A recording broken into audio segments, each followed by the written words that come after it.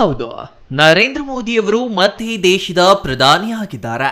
BJP ಸ್ಪಷ್ಟ ಬಹುಮತ ಗಳಿಸುವಲ್ಲಿ ವಿಫಲವಾದರೂ NDA ಮೈತ್ರಿಕೂಟದ ಬೆಂಬಲದೊಂದಿಗೆ ನರೇಂದ್ರ ಮೋದಿಯವರು ಇಂದು 3ನೇ ಬಾರಿಗೆ ದೇಶದ ಪ್ರಧಾನಿಯಾಗಿ ಪ್ರಮಾಣ ವಚನ ಸ್ವೀಕರಿಸಿದ್ದು, ಅವರ ಪ್ರಮಾಣ ವಚನ ಸ್ವೀಕಾರ ಕಾರ್ಯಕ್ರಮಕ್ಕೆ ವಿಶ್ವದ ಹಲವಾರು ಗಣ್ಯರು ಸಾಕ್ಷಿಯಾಗಿದ್ದಾರೆ. ಭಾನುವಾರ ಸಂಜೆ 7:15ಕ್ಕೆ ಸರಿಯಾಗಿ ನಡೆದ ಪ್ರಮಾಣ ವಚನ ಸ್ವೀಕಾರ ಕಾರ್ಯಕ್ರಮ ಸುಮಾರು 45 ನಿಮಿಷಗಳ ಕಾಲ ಸಾಗಿತು.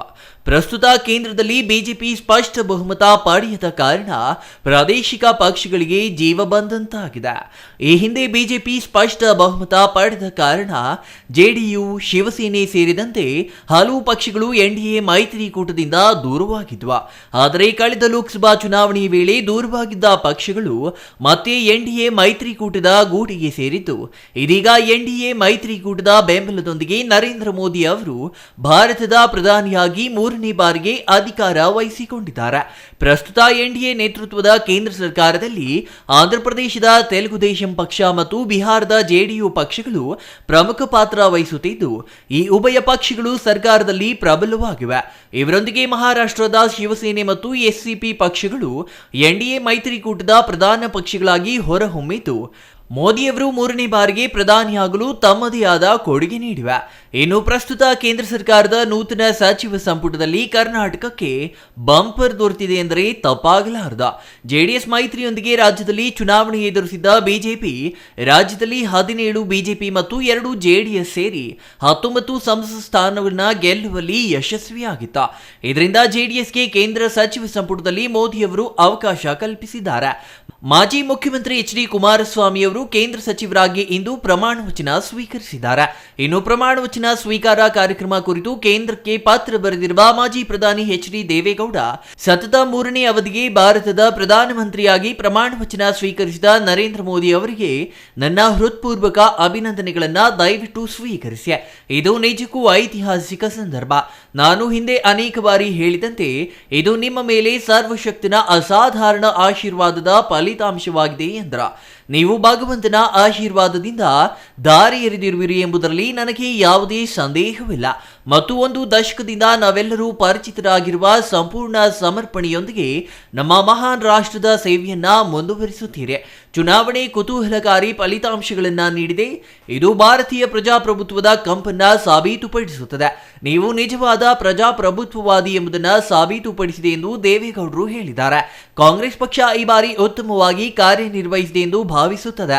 ಆದರೆ ಕರ್ನಾಟಕ, ತೆಲಂಗಾಣ ಮತ್ತು ಹಿಮಾಚಲ ಪ್ರದೇಶದಂತಹ ಅವರೇ ಅಧಿಕಾರ ನಡೆಸುತ್ತಿರುವ ರಾಜ್ಯಗಳಲ್ಲಿ ಅವರು ಸೋತಿದ್ದಾರೆ. ತಮ್ಮ ಮಿತ್ರ ರಾಷ್ಟ್ರಗಳ ಸೌಜನ್ಯದಿಂದಾಗಿ ಅವರು ಇತರ ಕೆಲವು ರಾಜ್ಯಗಳಲ್ಲಿ ತುಲನಾತ್ಮಕವಾಗಿ ಉತ್ತಮ ಸಾಧನೆ ಮಾಡಿದ್ದಾರೆ. ಅವರ ಮಿತ್ರರು ಎಷ್ಟು ದಿನ ಸಹಿಸಿಕೊಳ್ಳುತ್ತಾರೆ ಎಂದು ನೋಡೋಣ ಎಂದು ಕುಟುಕಿದ್ದಾರೆ. ಇಂದು ನಡೆದ ಪ್ರಮಾಣ ವಚನ ಸ್ವೀಕಾರದಲ್ಲಿ ಪ್ರಧಾನಿ ನರೇಂದ್ರ ಮೋದಿ ಸೇರಿ 48 ಮಂದಿ ಪ್ರಮಾಣ ವಚನ ಸ್ವೀಕರಿಸಿದ್ದಾರೆ.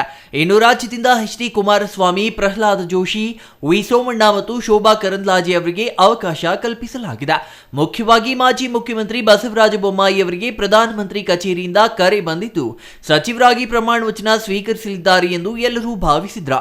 ಆದರೆ ಕೊನೆ ಕ್ಷಣದಲ್ಲಿ ತುಮಕೂರು ಸಂಸದ ವಿ ಸೋಮಣ್ಣ ಅವರಿಗೆ ಸಂಪುಟದಲ್ಲಿ ಸ್ಥಾನ ನೀಡುವ ಮೂಲಕ ಬಸವರಾಜ ಬೊಮ್ಮಾಯಿ ಅವರಿಗೆ ಸಚಿವ ಸ್ಥಾನ ಕೈತಪ್ಪಿದೆ.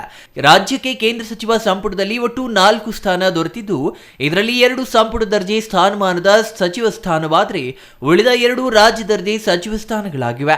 ಪ್ರಹ್ಲಾದ್ ಜೋಶಿ ಮತ್ತು ಎಚ್.ಡಿ. ಕುಮಾರಸ್ವಾಮಿ ಅವರಿಗೆ ಸಂಪುಟ ದರ್ಜೆ ಸ್ಥಾನಮಾನ ನೀಡಲಾಗಿದ್ದು, ವಿ ಸೋಮಣ್ಣ ಮತ್ತು ಶೋಭಾ ಕರಂದ್ಲಾಜೆ ಅವರಿಗೆ ರಾಜ್ಯ ದರ್ಜೆ ಸಚಿವ ಸ್ಥಾನ ನೀಡಲಾಗಿದೆ. ಇನ್ನು ಅವಿಭಜಿತ ಆಂಧ್ರಪ್ರದೇಶಕ್ಕೂ ಬಂಪರ್ ಗಿಫ್ಟ್ ನೀಡಿರುವ ಪ್ರಧಾನಿ ಮೋದಿ ಆಂಧ್ರ ಹಾಗೂ ತೆಲಂಗಾಣ ರಾಜ್ಯಗಳಿಗೆ ಒಟ್ಟು 5 ಸಚಿವ ಸ್ಥಾನ ನೀಡಿದ್ದಾರೆ. ತೆಲಂಗಾಣದಲ್ಲಿ ಪಕ್ಷ ಉತ್ತಮ ಸಾಧನೆ ಮಾಡಲು ಕಾರಣವಾದ ಆ ರಾಜ್ಯದ ಬಿಜೆಪಿ ಅಧ್ಯಕ್ಷ ಕಿಶನ್ ರೆಡ್ಡಿ ಮತ್ತು ಬಂಡಿ ಸಂಜಯ್ ಅವರಿಗೆ ಅವಕಾಶ ನೀಡಿದ್ರೆ, ಆಂಧ್ರಪ್ರದೇಶಕ್ಕೆ 3 ಸಚಿವ ಸ್ಥಾನ ಕಲ್ಪಿಸಲಾಗಿದೆ. ಇನ್ನು ಪ್ರಧಾನಿ ನರೇಂದ್ರ ಮೋದಿ ಅವರೊಂದಿಗೆ ಕೇಂದ್ರ ಸಚಿವರಾಗಿ ಅಮಿತ್ ಶಾ, ರಾಜನಾಥ್ ಸಿಂಗ್, ನಿತಿನ್ ಗಡ್ಕರಿ, ನಿರ್ಮಲಾ ಸೀತಾರಾಮನ್ ಸೇರಿದಂತೆ ಹಲವರು ಸಚಿವರಾಗಿ ಪ್ರಮಾಣ ಸ್ವೀಕರಿಸಿದ್ದಾರೆ. ಇನ್ನು ತಮಿಳುನಾಡಿನಲ್ಲಿ ವಿರೋಚಿತ ಸೋಲನುಭವಿಸಿದ ತಮಿಳು ಬಿಜೆಪಿ ರಾಜ್ಯಾಧ್ಯಕ್ಷ, ಮಾಜಿ ಪೊಲೀಸ್ ಅಧಿಕಾರಿ ಅಣ್ಣಾಮಲೈ ಅವರಿಗೂ ಕೇಂದ್ರ ಸಚಿವ ಸಂಪುಟದಲ್ಲಿ ಅವಕಾಶ ಕಲ್ಪಿಸಲಾಗಿದೆ. ಇನ್ನು ಇಂದು ನಡೆದ ಪ್ರಮಾಣ ವಚನ ಸ್ವೀಕಾರ ಕಾರ್ಯಕ್ರಮಕ್ಕೆ ವಿಶ್ವದ ಹಲವು ದೇಶಗಳ ಗಣ್ಯರು ಸಾಕ್ಷಿಯಾದ್ರ. ಮಾಲ್ಡೀವ್ಸ್, ಬಾಂಗ್ಲಾದೇಶ, ಶ್ರೀಲಂಕಾ, ಭೂತಾನ್ ಸೇರಿದಂತೆ ಹಲವು ದೇಶಗಳ ಅಧ್ಯಕ್ಷರು ಆಗಮಿಸಿ ಪ್ರಧಾನಿ ನರೇಂದ್ರ ಮೋದಿಯವರ ಪ್ರಮಾಣ ವಚನ ಸ್ವೀಕಾರ ಕಾರ್ಯಕ್ರಮದಲ್ಲಿ ಭಾಗಿಯಾಗಿದ್ರ.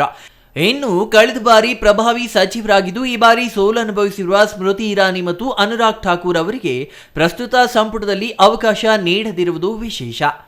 News bureau, CTV news, Chikkaballapur.